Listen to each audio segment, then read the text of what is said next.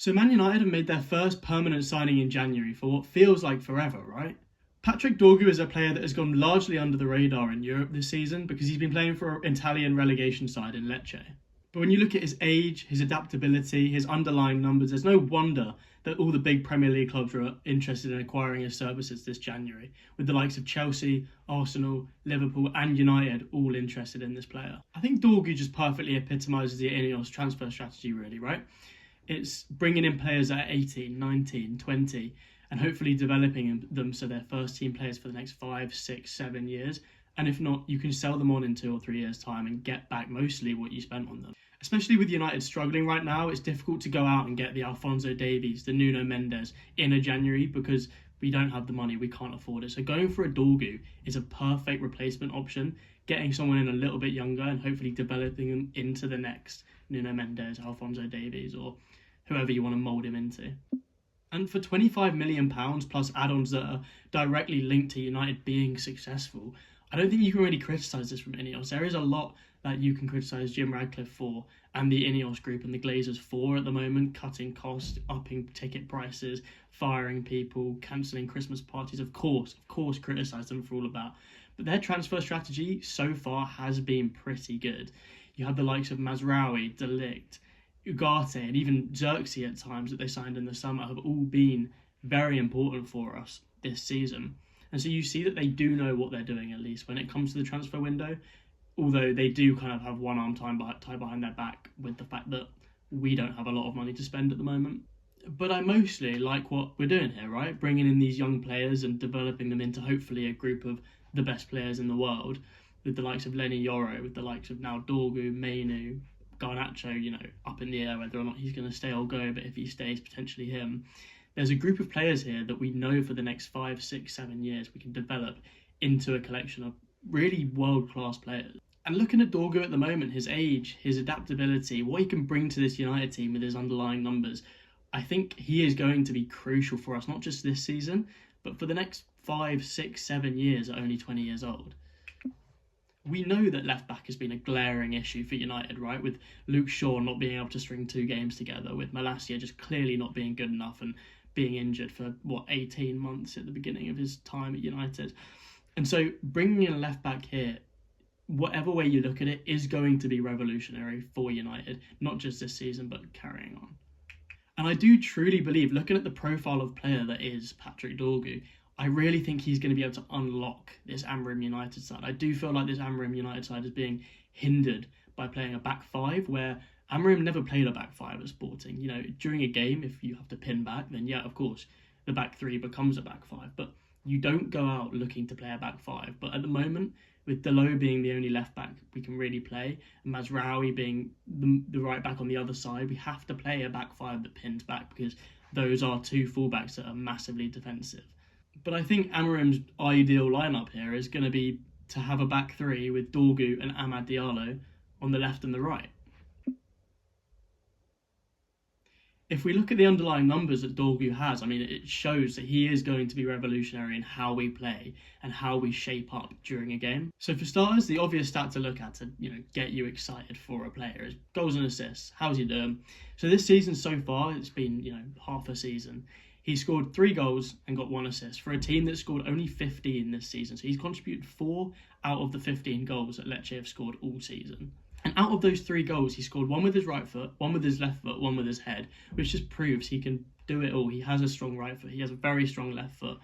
And if he can score with his head, then we have that aerial threat as well.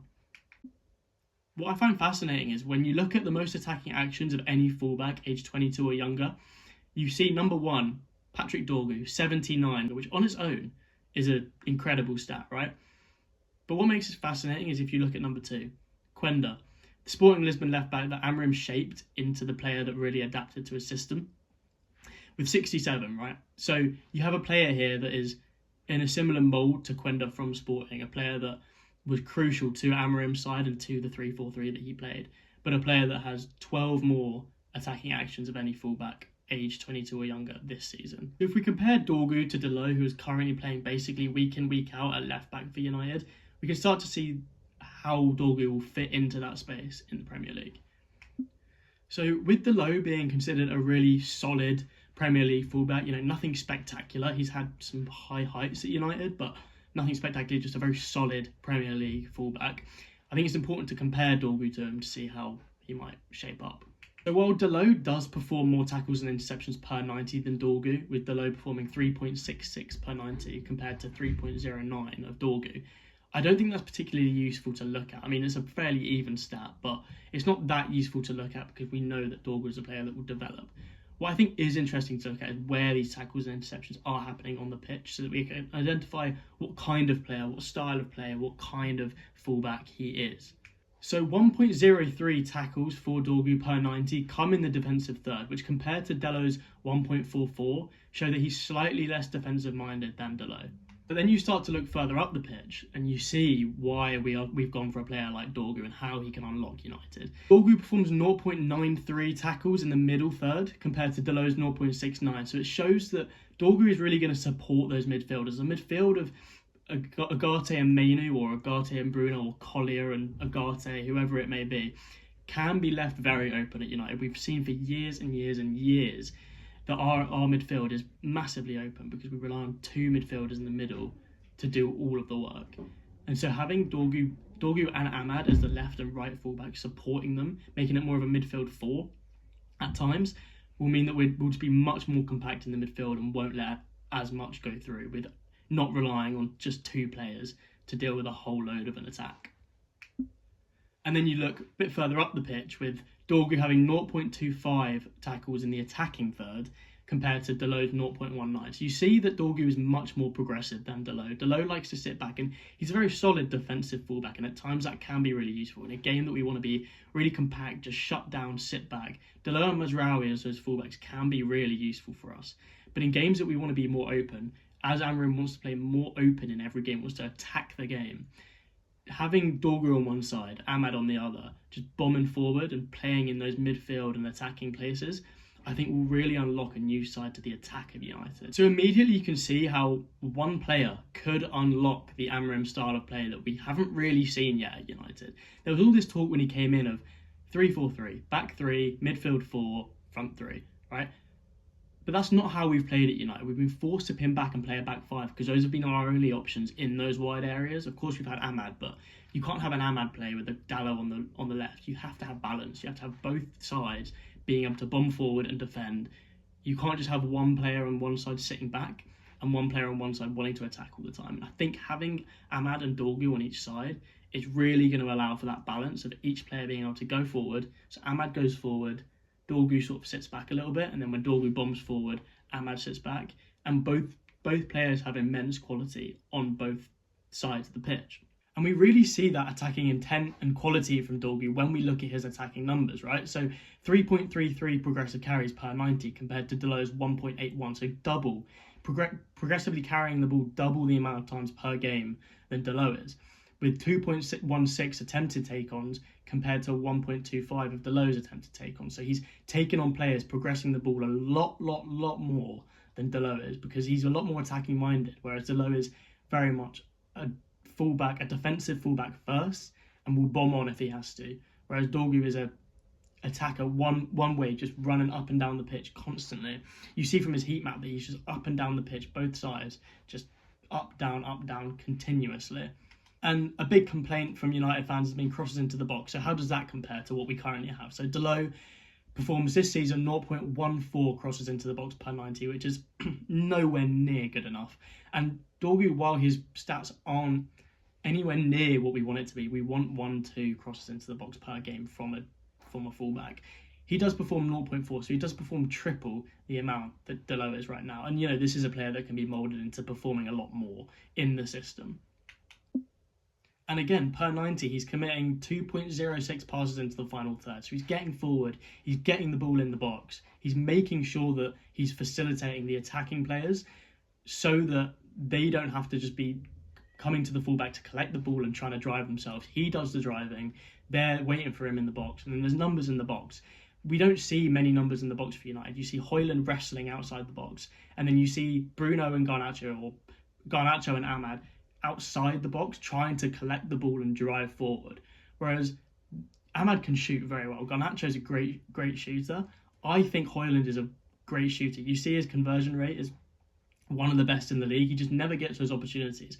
So having a player like Dorgu bomb on, do the take on work, do the carrying work for them, and then just crossing the box and passing the box to them in those clinical areas where they can perform the final work, will completely revolutionise how United play. We'll be playing more of a front five rather than a sort of attacking midfield two, and then a striker, and it's all very disconnected, right? At the moment, it's all very disconnected. You have the back five, then you have the two, then you have two more, and then you have a striker.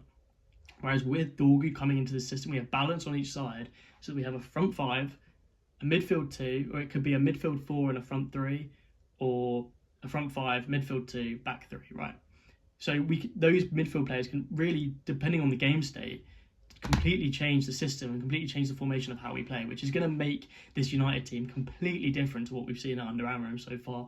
And I truly believe will just completely revolutionise how we play and the confidence we have on either side to get the ball to any of these wide players and have them drive it forward. Honestly, if I'm seeing a team sheet with Dorgu, Ahmad as the wide players, Garnacho and Bruno as the two tens, then a Højlund or a Xerxes up front, I'm excited. I'm seeing wide players get forward. I'm seeing wide players supporting the midfielders, the defensive players. I'm not seeing a back five. I'm not seeing a back five shutting down and trying to find a way through with three attackers, right? You can't really find a way through a defence with three attackers being very compactly in the middle. Whereas having five players, having two in the wide areas, two in the upper midfield, and then one striker, I think a lot of defences aren't going to know how to handle that, because while they deal with the one wide player coming forward, they're not looking into the quality of Bruno, Garnacho, Ahmad in those other areas, say if a Dorgu goes forward. And then you have a Højlund who, say what you will about him, once he gets the ball in the box, he can score a goal. And I think Dorgu is going to be really good for Højlund, putting crosses into the box for him, providing service for him. He doesn't get much service. It's all about Bruno and Garnacho getting the ball, getting it to Ahmad, or shooting from outside the box at the moment.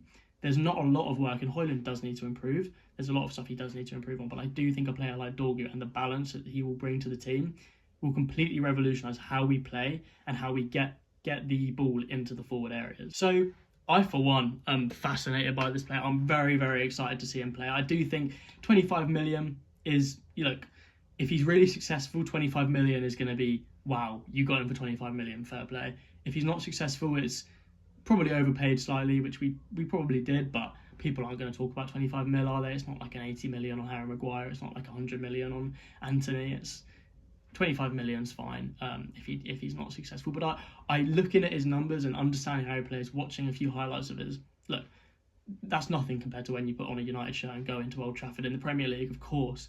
And at 20 years old, you see a lot of players crumble with that pressure. But looking at the style of play, looking at his quality in those areas, in those wide areas, I find it hard to believe he's at least not going to revolutionise how we play right now. Will he be the best player in the next 5, 6, 7 years? I don't know. I hope so. I really do hope so.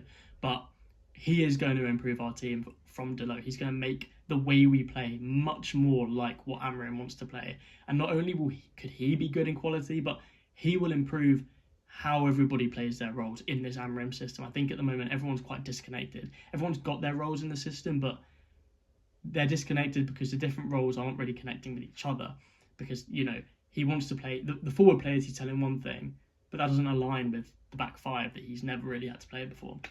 So I, for one, fascinated by Dorgu, really excited to see him, and hopefully we've got a proper player here. I mean, it's hard to believe he's not going to be better than Delo and Malacia, but we'll see.